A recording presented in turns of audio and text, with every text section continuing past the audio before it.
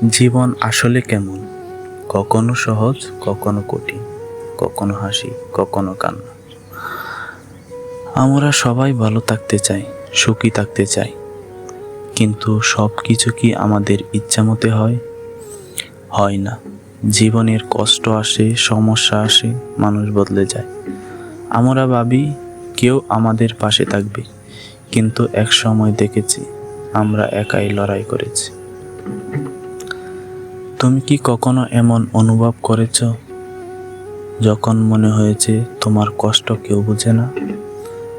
যখন খুব চেয়েও কাউকে মন খুলে কিছু বলতে পারিনি? আমরা সবাই এমন সময়ের মধ্য দিয়ে যাই, মনে হয় সব কিছু থেকে পালিয়ে যায়, কোথাও গিয়ে একটু শান্তি খুঁজে পাই, কিন্তু পালিয়ে তো জীবন চলে না, তাই না? আমরা ছোটবেলায় শিখেছিলাম, সৎ হও, ভালো হও, মানুষের উপকার করো, কিন্তু বড় হতে হতে দেখলাম এই দুনিয়া ভালো মানুষের কষ্টই বেশি। তারা সহজেই ঠকে যায়, সহজেই কষ্ট পায়। তবু যদি খুব বেশি ভালো হয়ে যাও, সবাই তোমাকে ব্যবহার করবে। যদি নিজের ভালোটা আগে দেখো, সবাই বলবে তুমি বদলে গেছো।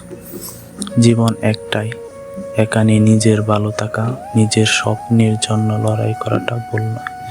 কেউ তোমার পাশে থাকুক বা না থাকুক, তোমাকে একাই নিজের পথে লড়তে খুঁজে নিতে হবে। কারণ এই পৃথিবীতে কেউ কারো জন্য থেমে থাকে না।